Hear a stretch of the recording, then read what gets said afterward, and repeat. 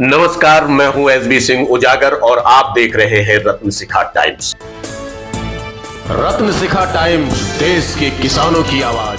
भाजपा सरकार बैकफुट पर आती दिखाई दे रही है। इसके संकेत सबसे पहले हरियाणा से मिलने शुरू हो चुके हैं। वहां की पुलिस ने कहा कि किसानों पर एनएसए नहीं लगाया जाएगा। आईजी पुलिस अंबाला जोन का यह कहना कि पुलिस ने इस पर पुनः विचार किया और इसके बाद यह निर्णय लिया गया कि किसानों पर एनएसए यानी राष्ट्रीय सुरक्षा अधिनियम कानून नहीं लगेगा। वहीं दूसरा संकेत ठीक इसके बाद वहां के सीएम मनोहर लाल खट्टर का बयान भी आया, जिसमें उन्होंने कहा कि हरियाणा सरकार किसानों के साथ खड़ी है। आप सोच रहे होंगे कि अभी तक किसानों को खालिस्तानी और आतंकवादी बताने वाले लोग अचानक कहां गायब हो गए और सरकार किसानों की इतनी हमदर्द कैसे दिखने लग गई। इसको ठीक से समझते हैं। अंबाला पुलिस और खट्टर का बयान एक्स पर आने से पहले सोशल साइट ट्विटर पर ही ब्रिटिश पार्लियामेंट का यह वीडियो खूब शेयर हो रहा है। वीडियो में भारत में सोशल अकाउंट्स बंद किए जाने और किसान आंदोलन के दौरान पुलिस की गोली से 21 वर्षीय सुखकरण सिंह की मौत का मामला उठाया गया है। Mr. Speaker, many of my Slough constituents, including members of the Sikh community and local gurdwaras, have written to me regarding their serious concerns about the safety of protesting farmers in their attempt to march towards the Indian capital, New Delhi.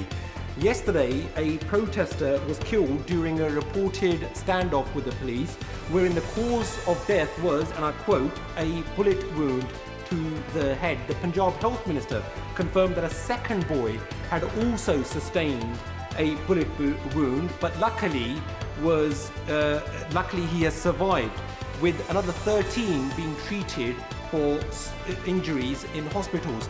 And today the BBC have reported that Twitter admitted to being compelled against their wishes to take down legitimate posts and accounts of activists. So does the leader of the House agree with me that freedom of expression and the safety of protesters and their human rights must be protected?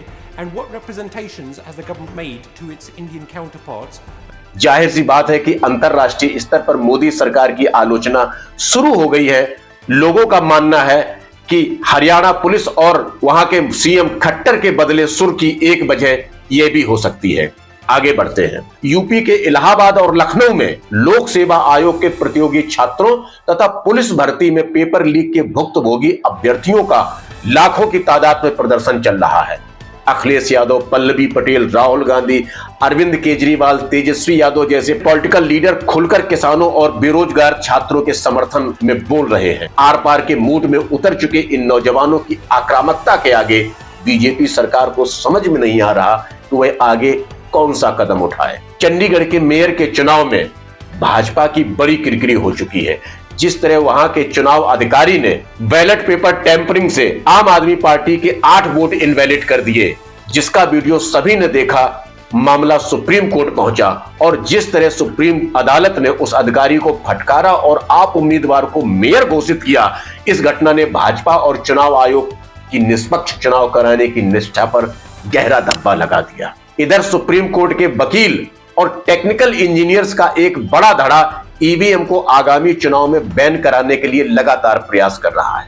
जिस तरह से उनके demo social media पर viral हो रहे हैं, उससे देश के एक बड़े वर्ग के मन में यह सवाल उठने लगा है कि क्या भाजपा ईवीएम से चुनाव जीत रही है। भाजपा की कमजोरी की कुछ वजह और भी है, उन्हें भी समझना जरूरी है। सीबीआई और ईडी के द्वारा मोदी सरकार ने बिहार, झारखंड, पश्चिम बंगाल, दिल्ली, महाराष्ट्र, राजस्थान, मध्य प्रदेश और उत्तर प्रदेश में विपक्षी पार्टी के तकरीबन ज्यादातर नेताओं को डराने की कोशिश करके देख ली, लेकिन इस बार वह उन्हें डराने में असफल साबित हो रही है। झारखंड के सीएम को जेल भेजने के बाद भी वह वहां की सरकार नहीं गिरा पाई। बिहार में लालू प्रसाद यादव के पूरे कुनबे को ईडी कई बार पूछताछ के लिए बुला चुकी है। नीतीश को एनडीए में लाने के बावजूद भाजपा बिहार में वह आत्मविश्वास हासिल नहीं कर पा रही है, जिस तरह का जन विश्वास तेजस्वी यादव की जनसभाओं में देखने को मिल रहा है। यूपी में अखिलेश और राहुल की सीट बंटवारे को लेकर गुत्थी सुलझ गई है। किसान आंदोलन के कारण जाटों से दो टूक जवाब खा चुके जयंत चौधरी बेशक एनडीए में चले गए हो, लेकिन उनके विधायकों की छटपटाहट उन्हें बार बार इंडिया गठबंधन की ओर मुड़कर देखने को मजबूर कर रही है। जयंत के 4 विधायक सीधे तौर पर उनके भाजपा गठबंधन में जाने से नाराज हैं। यदि 27 फरवरी को राज्यसभा चुनाव के दौरान उन्होंने समाजवादी पार्टी के पक्ष में वोटिंग कर दी तो फिर जयंत का भाजपा के साथ 2024 का चुनाव खटाई में पड़ सकता है, और यदि ऐसा होता है तो यह बीजेपी की एक और कूटनीतिक हार मानी जाएगी। अरविंद केजरीवाल और भाजपा के पूर्व गवर्नर रहे सत्यपाल मलिक पर ईडी और सीबीआई के छापों ने भारतीय जनता पार्टी के मुंह पर उल्टा कालिक पोतने का काम किया है। लोगों के मन में यह सवाल रह रहकर उठने लगा है कि क्या बेईमान सिर्फ विपक्षी दलों में ही हैं, और जब वही विपक्षी दलों के नेता भाजपा में शामिल हो जाते हैं तो फिर उन पर कोई कार्रवाई क्यों नहीं होती। यह सवाल गोदी मीडिया बेशक न पूछे, लेकिन जनता को अब यह समझ में आने लगा है। तेजस्वी यादव की जन विश्वास यात्रा और राहुल गांधी की भारत जोड़ो न्याय यात्रा के दौरान जिस तरह से युवाओं का जन सैलाब उमड़ रहा है, उससे भाजपा निश्चित तौर पर असहज लग रही है। ऐसे में यदि मायावती की खामोशी टूट जाती है और यदि वह इंडिया गठबंधन के साथ खड़ी हो गई तो फिर भाजपा का राम मंदिर प्राण प्रतिष्ठा के द्वारा 2024 के आम चुनाव के लिए जो तिलिस्म खड़ा किया गया है वह दरक भी सकता है। 2024 के चुनाव में किसानों और बेरोजगारों की आवाज को कुचलकर भाजपा सिर्फ राम मंदिर के सहारे चुनावी बैतरणी पार कर जाएगी, इस बात का विश्वास बहुत से भाजपा नेताओं को भी नहीं रह गया है। इलेक्टोरल बॉन्ड के द्वारा उद्योगपतियों से चंदा उगाए में भाजपा भारत की 1 नंबर की पार्टी है।